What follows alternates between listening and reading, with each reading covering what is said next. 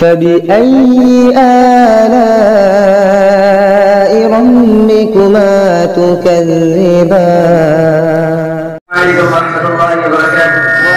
نحمده ونصلي على رسوله الكريم. أما بعد، أعوذ بالله من الشيطان الرجيم. بسم الله الرحمن الرحيم. كل نفس ذائقة الموت وإنما توفون أجوركم يوم القيامة فمن زحزح عن النار وأدخل الجنة فقد فاز وما الحياة الدنيا إلا متاع الغرور. وقال النبي صلى الله عليه وسلم: إن الدنيا خلقت لكم وإنكم خلقتم للآخرة. صدق الله العظيم. جس دور پہ نازا تھی دنیا، اب ہم وہ زمانہ بھول گئے، اوروں کو جگانا یاد رہا، خود ہوش میں آنا بھول گئے. جس دور پہ نازا تھی دنیا، اب ہم وہ زمانہ بھول گئے، اوروں کو جگانا یاد رہا، خود ہوش میں آنا بھول گئے.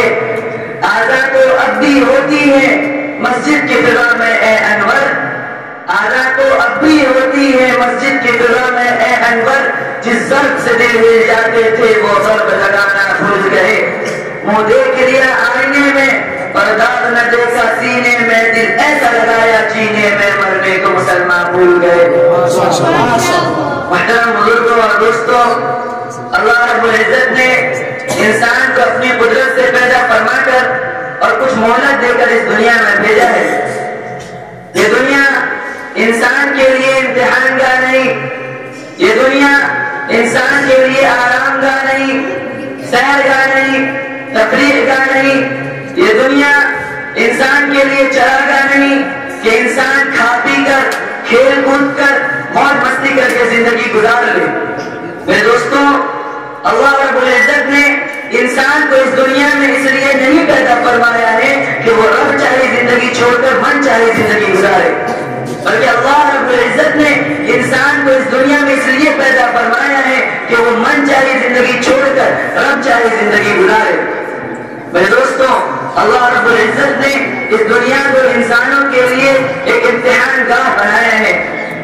اللہ رب العزت نے اس زمین، اس آسمان، اس چاند، اس سورج، ان ستاروں، ان پہاڑوں، ان سمندروں، ان دریاؤں، ان پہاڑوں، ان سمندروں اور ان تمام چیزوں جو ان کے اندر ہیں انسانوں کے لیے پیدا کیا اور انسانوں کو اپنی عبادت و بندگی کے لیے پیدا کیا ہے.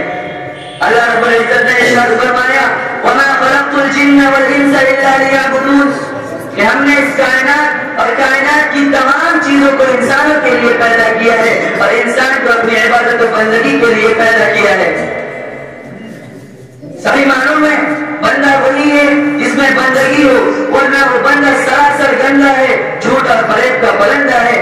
شاعر نے کہا: تو برائے بندگی ہے یاد رکھ، ورنہ پھر شرمندگی ہے یاد رکھ. تو برائے بندگی ہے یاد رکھ، ورنہ پھر شرمندگی ہے یاد رکھ. چند روزہ زندگی ہے یاد رکھ، ایک دن مرنا ہے آخر موت ہے، کر لے جو کرنا ہے آخر موت ہے. میرے دوستوں، انسان کی زندگی ہوا میں رکھے ہوئے چراغ کی طرح ہے. جس طرح ہوا کے اندر رکھا ہوا چراغ ایک جھونکے میں بجھ جاتا ہے، جس طرح آنکھوں کا آنسو پلک جھپکتے ہی مٹی میں مل جاتا ہے، جس طرح پانی کا بلبلا ایک پل میں ختم ہو جاتا ہے، اسی طرح انسان ایک پل میں اس دنیا سے اگلی دنیا کی طرف رخصت ہو جاتا ہے. کیا بھروسہ ہے زندگانی کا، آدمی بلبلا ہے پانی کا. میرے دوستوں، ذرا غور کیجئے کہ صرف لفظ موت کتنا بھیانک لفظ ہے. موت سے ہر جاندار ڈرتا ہے، موت سے ہر جاندار بھاگتا ہے.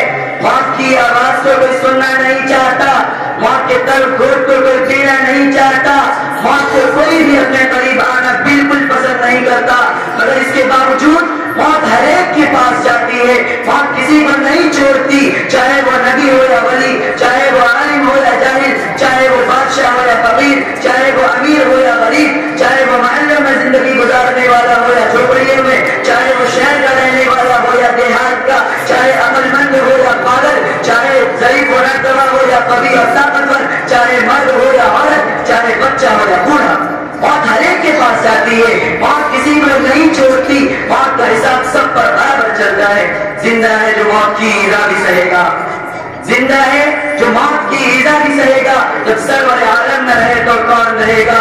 موت کی گرفت سے کوئی آزاد نہیں، موت کا کڑوا درد جام ہر ایک کو پینا پڑتا ہے۔ آخر اس دنیا سے اٹھنا ہے تجھے، آخر اس دنیا سے اٹھنا ہے تجھے، ذائقہ اس موت کا چکھنا ہے تجھے۔ کل نفس ذائقۃ الموت، موت کا کڑوا گھونٹ ہر ایک کو پینا پڑے گا، چاہے وہ پینا گوارا کرے یا نہ کرے۔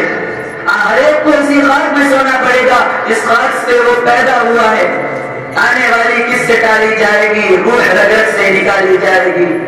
آنے والی کس سے ڈالی جائے گی؟ روح رگت سے نکالی جائے گی۔ تجھ پہ ایک دن خاک ڈالی جائے گی، ایک دن مرنا ہے آخر موت ہے، کر جو کرنا ہے آخر موت ہے۔ وَلِكُلِّ أُمَّةٍ أَجَلٌ فَإِذَا جَاءَ أَجَلُهُمْ لَا يَسْتَأْخِرُونَ سَاعَةً وَلَا يَسْتَقْدِمُونَ۔ جس وقت موت کے آنے کا وقت آ گیا وہ آ جائے گی، نہ اس کے آنے میں ایک سیکنڈ کے لیے تقدیم و تاخیر ہوگی، نہ اسے بلند و بالا عمارتیں اور دیواریں اس کے راہ میں حائل ہو سکتی ہیں، اور نہ ہی بادشاہوں کے مضبوط سے مضبوط قلعے اسے روک سکتے ہیں۔ أَيْنَمَا تَكُونُوا يُدْرِككُمُ الْمَوْتُ وَلَوْ كُنتُمْ فِي بُرُوجٍ مُشَيَّدَةٍ، اور نہ ہی موت کو کسی حکومت و سلطنت اور قوت و طاقت کے ذریعے روکا اور ٹالا جا سکتا ہے۔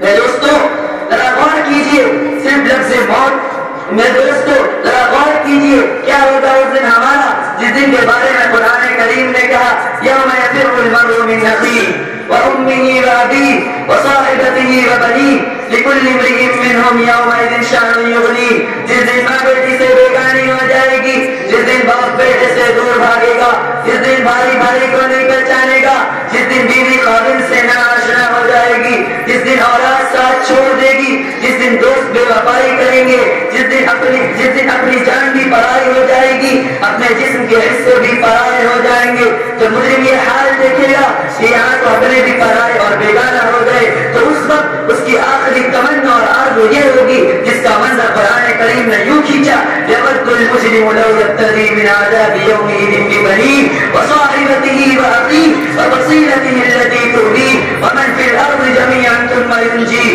کہ اے اللہ میری اولاد کو اور بیوی بچوں کو دوزخ میں ڈال دے لیکن مجھے بچا لے۔